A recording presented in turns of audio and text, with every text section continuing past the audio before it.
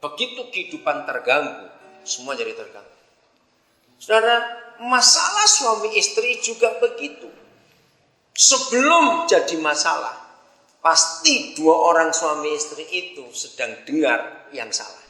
Nah, dengar yang salah tidak diperhatikan baik-baik, dalam arti untuk dibuang, tapi serius dipercayai, hancur sudah. Coba aja yang sudah menikah pasti tahu. Semua keributan dalam pernikahan kita sederhana. Ketika kita menuntut pasangan kita, begitu ada tuntutan, maka rumah tangga jadi hancur. Jangan menuntut, tapi kita berharap. Kenapa kita menuntut?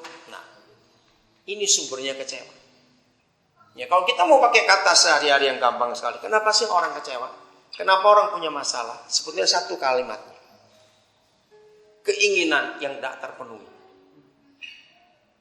Renungkan. Kenapa punya masalah? Karena keinginan tidak terpenuhi. Itu jadi masalah. Padahal kalau kita cuma antepin itu saja, itu nggak akan jadi masalah. Kemarin ada satu keluarga, aduh kelihatan berat sekali masalahnya. 2 bulan yang lalu, seorang pembantunya tiba-tiba lompat dari lantai 2, rumahnya lantai 2. Tetangga yang tahu. Nah, sudah begitu, belum selesai urusan itu, air di rumahnya mati. Nah, sudah begitu, 3 karyawan ini baik, minta keluar. Terus beruntun. Nah, terus dia telepon saya, kenapa kami punya masalah begitu banyak? Saya tanya dulu. Yang nomor 2 aja masalah air. Yang apakah cuma di rumahmu air tidak jalan atau semua lingkungan? Semua, itu bukan masalah namanya. Memang pumpnya PDAM ini lagi ngaco. Kenapa kamu ributin? Nah, sekarang masalah pembantumu. Kenapa dia bisa lompat dari lantai 2? Nah, karena dia itu punya pacar. Dilarang itu. Ya udah bukan masalahmu kalau begitu. Nah, terus yang ketiga, kenapa 3 karyawan itu keluar? Ya, mereka bilang, buat saya ajarkan, enggak apa-apa, kamu bisa jadi karyawan lain. Saya ajari mereka untuk pakai contoh Tuhan Yesus. Orang yang berhasil itu bukan yang punya duit banyak. Orang yang berhasil adalah orang yang bisa mencetak orang lain berhasil. Nah, karena kamu sendidik mereka, dia cerita dari nol. Bahkan yang satu itu dari tukang sapu, cuma office boy saja. Seorang luar biasa kedudukannya. Lalu dia keluar, jangan sakit hati. Kamu berhasil didik orang. Sekarang cari office boy yang baru lagi. Didik supaya jadi orang seperti itu. Dan siapkan. Kalau sudah pintar, dia suruh keluar buat perusahaan sendiri. Dia nggak pernah mikir hal seperti itu. Nah, akhirnya kan bukan masalah. Siapa yang buat ini jadi masalah? Karena kamu kecewa. Karena kamu nggak puas. Kenapa pembantu itu lompat? Yang salah sendiri, dia punya pacar. Kenapa kamu pusing? Ya sewaktunya mungkin dia menikah. Akhirnya mereka dua tertawa. Enggak ada masalah bukan? Loh, jadi masalah enggak akhirnya? Tidak.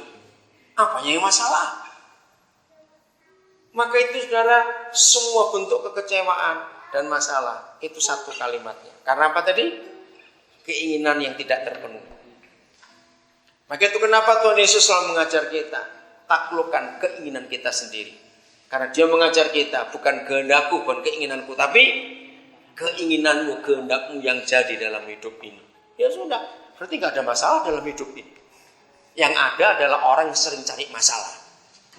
Catat itu baik-baik. Betul tidak? Saya ulangi, yang ada adalah orang yang sering cari masalah dalam hidup ini. Gak ada masalah. Kalau kita mau hidup di dalam Yesus Tuhan kita, hidup itu indah. Mau tidur, dengar laporan begini-begini, ya sudah. Bilang aja, besok kan masih ada hari. Ngapain menyelesaikan malam-malam begini? Tidur aja dulu. Kok gak ada yang ngamen? Tidur aja. Besok ada lagi harinya. Kita selesaikan besok. Nah, kalau kita punya hidup, bisa hidup seperti itu, hidup itu tenang betul. Maaf ya. Ini fakta. Karena konsep-konsep sederhana yang kita gak pernah tahu di Alkitab. Ternyata orang kaya lebih banyak masalah daripada orang yang gak punya uang. Jawab ya atau tidak? Karena konsepnya salah dalam hidup. Padahal dunia mikir, banyak uang pasti masalah sedikit. Siapa bilang? Maka itu betul. Kalau ada orang pernah menulis, saya nggak pernah tahu siapa penulisnya, tapi orang sudah tahu di dunia itu.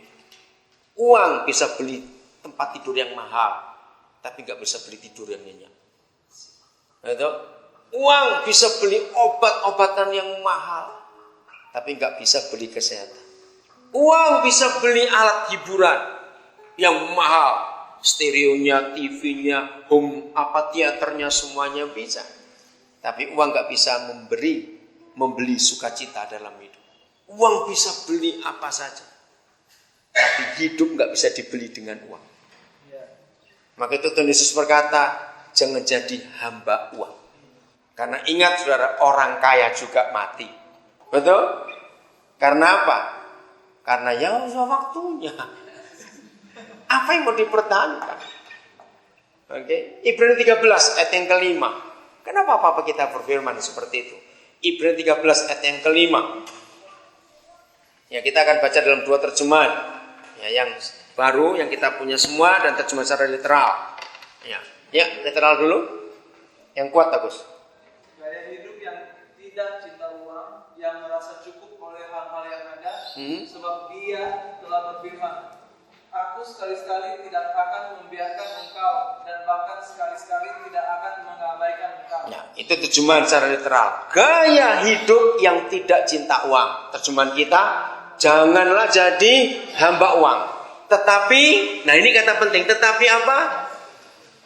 Ya, cukup kan? Berkata cukup. Ya, itu terjemahan yang baru, literalnya itu. Jadi orang kaya itu tidak diukur berapa besar rumahnya, berapa banyak mobilnya, berapa banyak gajinya, berapa banyak untungnya tiap bulan, tidak. Tapi orang kaya itu diukur kalau dia bisa berkata cukup dalam hidupnya. Saudara, ternyata yang namanya manusia itu kalah dengan binatang. Binatang itu selalu bisa berkata cukup. Betul enggak? Yes. Burung lihat, di sini banyak burung saya lihat itu.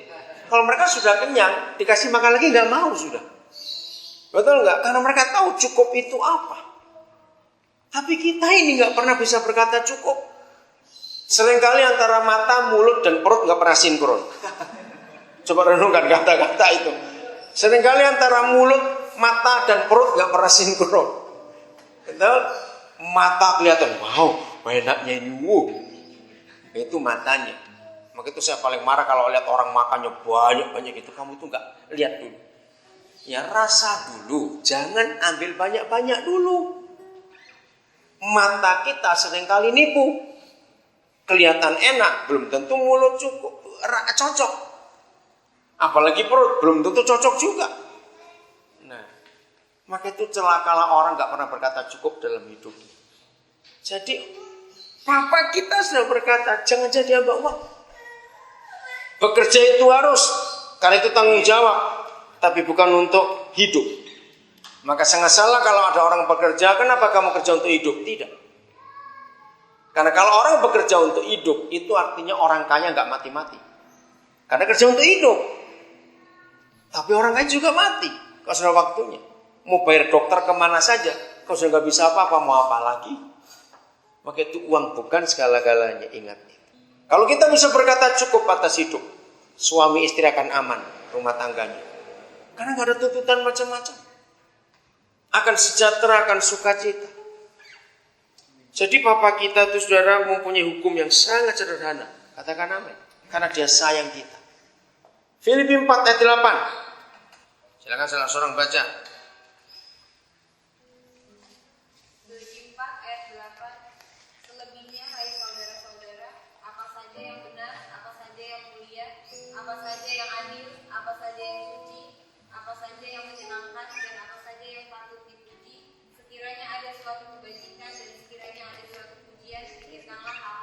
Nah, itu kita harus pikirkan hal-hal itu, bukan hal-hal yang negatif. Ya, coba bacakan bahasa terjemahan yang baru itu. Yang terjemahan baru silakan. Jadi artinya saudara-saudara Ya. semua yang benar, semua yang mulia, semua yang adil, semua yang suci, semua yang manis, semua yang sedang didengar, semua yang disebut kebajikan dan patut semuanya itu.